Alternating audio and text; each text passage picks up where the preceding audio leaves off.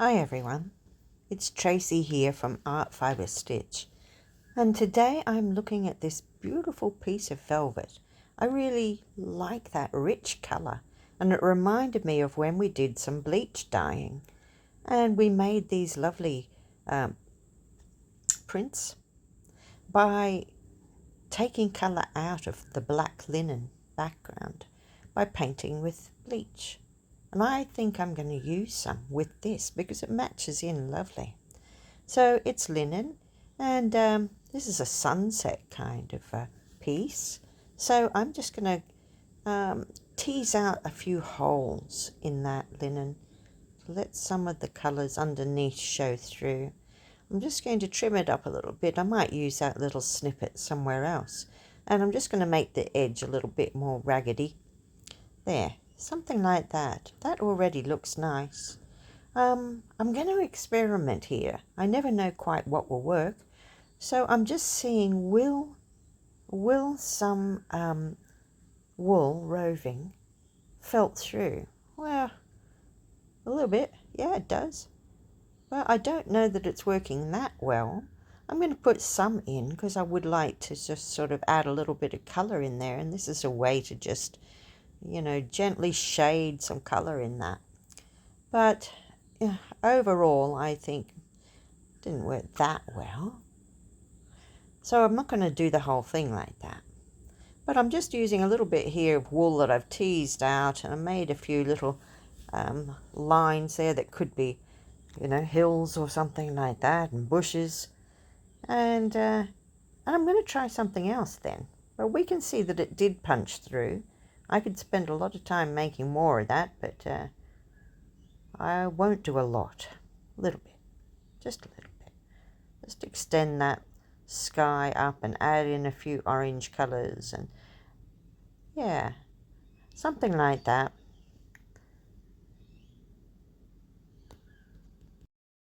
But I'm happy to figure it out as I go along.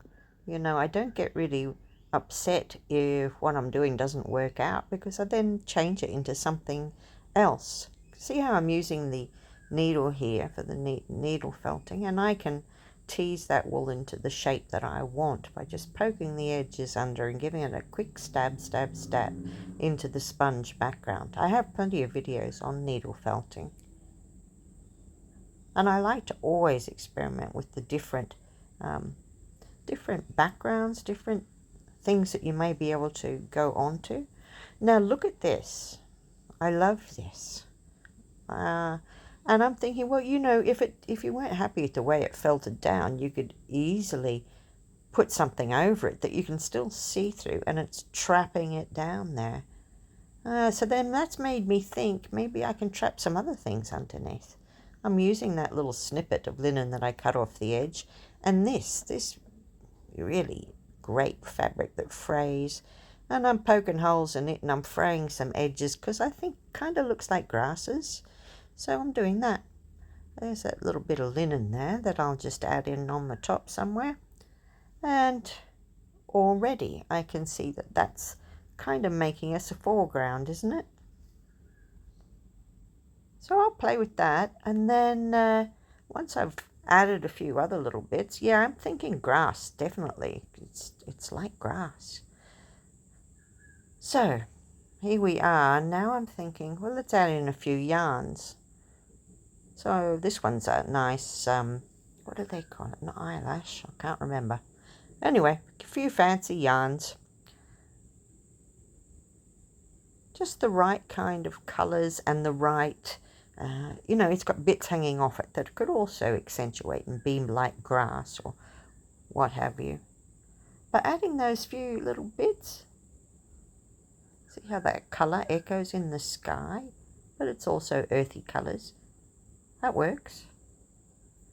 So I'm just going to do that, and then we're going to put that net, mesh, whatever it is, over the top. Just like that. Now I've taken it away to my overlocker. See how it's really just a pocket with all that stuff underneath.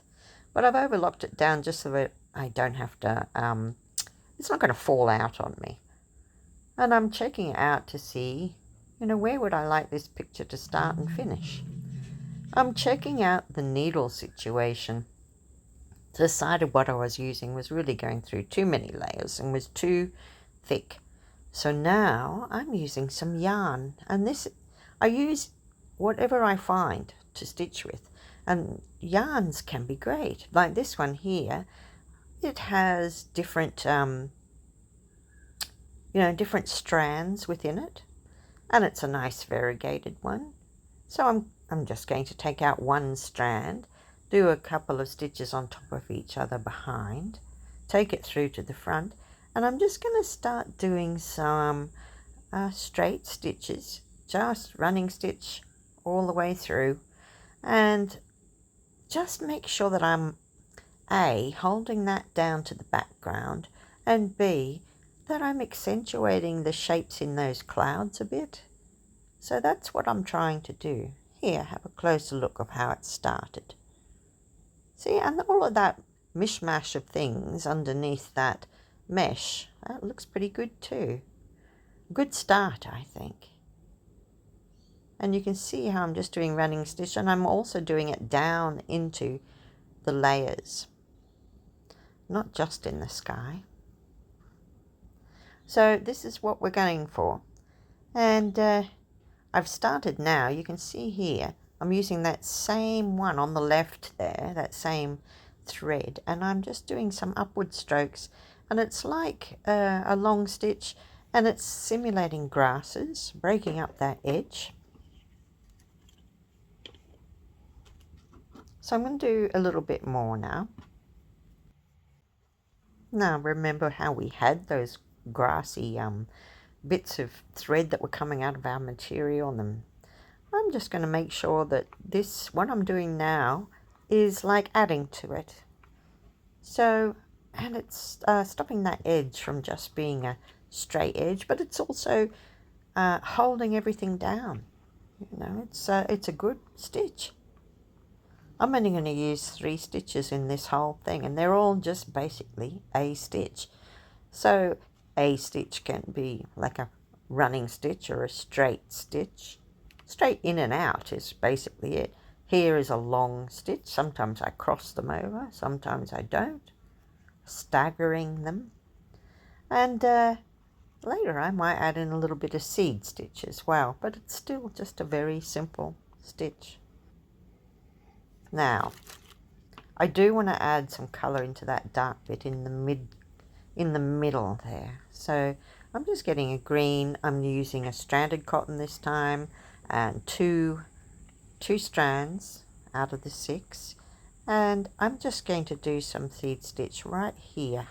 It'll brighten that area up, and it'll also add some interest and add some colour, and hold it down, of course. Now, no, I'm not a real big, I don't get carried away about what needle I use. I just want something that I can see to put through the eye of the needle, so I want a big eye if it's needed, sharp point. Now you can see here I'm showing you where I've put this seed stitch, and I think that's really helped make that into, well, hills in the hills behind our grasses before we reach the sky. So now I'm wanting to bring some more colour in, and I'm wanting to use a green. I've got a pearl cotton this time, and I'm doing some really long stitches, and I want it to look like in the foreground we're looking through those grasses and out towards the landscape and the sky. So I'm doing quite large stitches, and later on I'll go over it with a different colour, maybe a nice beigey colour to sort of look like it's lit up by the late afternoon sun. Can you see how I have a larger patch in that one area on the right hand side? And as I'm going across, I'm just making them smaller and disappearing out the side.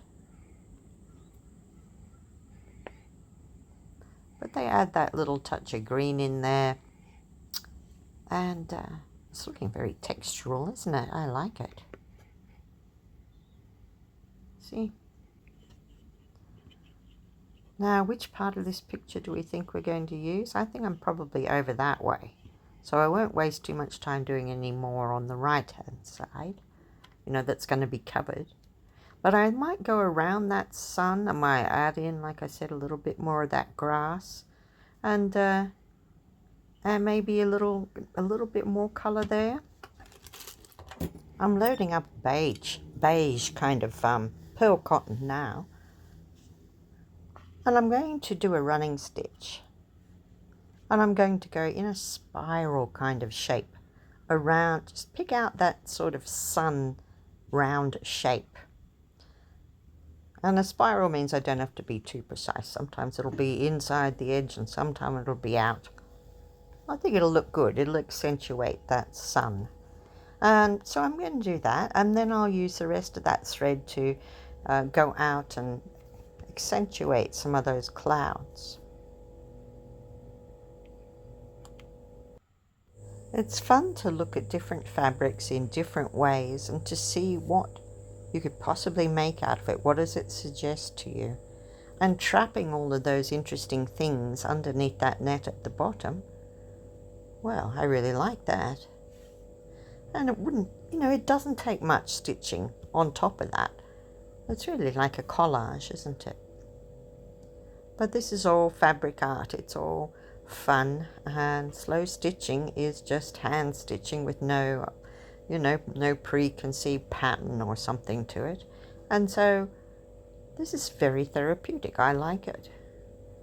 And I could add and add and add to this, but you know, then we would have a tremendously long video, and I don't want that.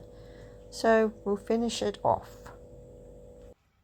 But to develop your stash, don't forget to look at different fabrics and yarns and nets and laces, and just keep the little snippet more, and you'd be amazed how they come together. And past projects. I mean, this was when we did some bleach painting, dyeing on the linen, and I wanted to use it in one of my works.